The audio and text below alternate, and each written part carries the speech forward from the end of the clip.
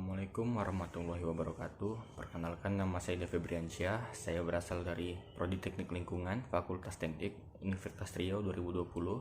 Sini saya akan mempresentasikan materi tentang negara dan konstitusi dengan dosen pengampu Bapak Nurdiansyah MPD.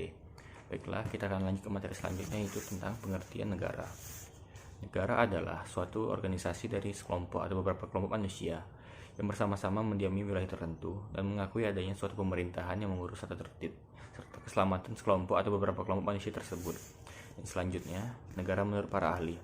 Aristoteles menyatakan, negara adalah suatu persekutuan dari keluarga dan desa untuk mencapai kehidupannya sebaik-baiknya. Selanjutnya, Max Weber menyatakan, negara merupakan suatu masyarakat yang mempunyai sebuah monopoli dalam penggunaan kekerasan fisik yang telah berlaku dalam wilayah tertentu. Yang selanjutnya, John Locke menyatakan, negara merupakan sebuah badan atau organisasi dari perjanjian yang diputuskan masyarakat. Selanjutnya ada unsur-unsur negara. Unsur negara terbagi atas dua, yaitu unsur konstitutif dan unsur deklaratif. Unsur konstitutif merupakan unsur yang paling penting di mana menjadi syarat wajib yang harus dimiliki oleh calon negara. Unsur konstitutif yaitu rakyat, wilayah, dan pemerintahan yang berdaulat. Yang kedua merupakan unsur deklaratif. Unsur deklaratif merupakan unsur tambahan yang boleh saja tidak dimiliki oleh suatu negara. Unsur deklaratif yaitu pengakuan secara de facto dan pengakuan secara de jure. Pengakuan secara de facto adalah pengakuan fakta adanya negara tersebut atau kenyataan bahwa wilayah tersebut diakui oleh suatu negara. Sedangkan pengakuan secara de jure adalah pengakuan yang diberikan oleh suatu negara atas kedaulatan negara lain dengan melakukan deklarasi bahwa negara atau pemerintahan tersebut sah berdiri, dan pengakuan diberikan berdasarkan hukum internasional yang berlaku. Dan selanjutnya ada fungsi negara. Fungsi negara dikemukakan oleh Miriam Budiarjo, yaitu yang pertama, mengendalikan mengukur gejala-gejala yang asosial. Yang kedua, mengorganisir dan mengintegrasikan kegiatan manusia dan golongan-golongannya ke arah tercapai tujuan dari masyarakat seluruhnya. Yang selanjutnya ada tujuan negara. Tujuan negara secara umum yang pertama, menciptakan keadaan agar rakyat dapat mencapai keinginan-keinginannya secara maksimal. Yang kedua, memajukan kesusilaan manusia sebagai individu dan sebagai makhluk sosial. Yang ketiga, mengusahakan terselenggaranya ketertiban, keamanan, dan ketentraman agar tercapainya tujuan negara yang tertinggi, yaitu kemakmuran bersama. Dan terakhir, memelihara dan menjamin terlaksananya hak asasi manusia. Sedangkan tujuan negara Indonesia adalah sebagai salah satu negara berdaulat, Indonesia juga memiliki tujuan negara. Tujuan negara Indonesia ini tercantum dalam teks pembukaan Undang-Undang Dasar 1945 alinea keempat. Adapun tujuan negara Indonesia adalah melindungi segenap bangsa Indonesia dan seluruh tumpah darah Indonesia, memajukan kesejahteraan umum, mencerdaskan kehidupan bangsa, dan ikut melaksanakan ketertiban dunia yang berdasarkan kemerdekaan, perdamaian abadi, dan keadilan sosial. Selanjutnya, sifat-sifat negara. Sifat-sifat negara 3. Yang pertama, memaksa. Sifat memaksa artinya negara mempunyai kekuasaan untuk memakai kekerasan agar peraturan perundang-undangan ditaati.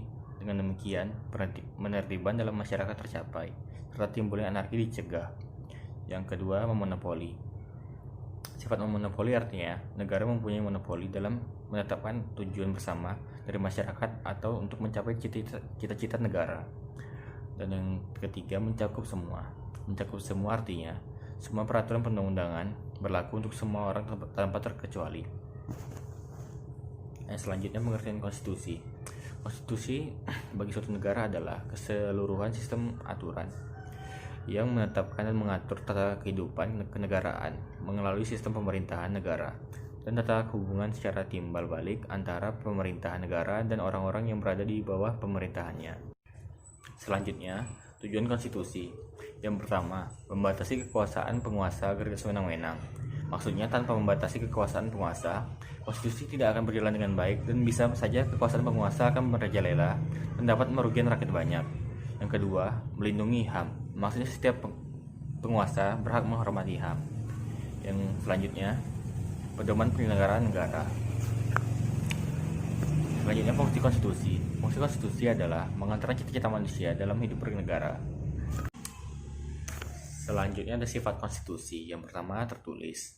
Konstitusi ditulis dalam bentuk buku maupun dokumen yang dimana secara sadar dibingkai dan diberlakukan. Konstitusi tertulis dapat diubah sesuai dengan proses amandemen yang telah ditetapkan. Contoh, konstitusi tertulis adalah UUD 1945.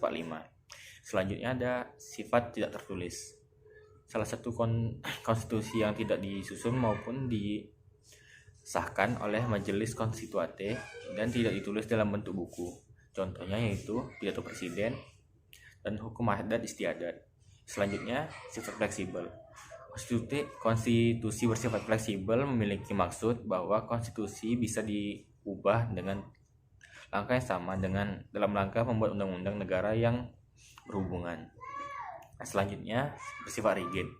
Konstitusi bersifat rigid atau kaku memiliki maksud bahwa konstitusi bisa diubah dengan jalan yang berbeda dengan jalan dalam membuat undang-undang dasar negara yang berhubungan. Sekian pemaparan materi dari saya. Apabila ada kesalahan dan kekurangan, saya mohon maaf. Wabillahi taufiq wal hidayah. Wassalamualaikum warahmatullahi wabarakatuh.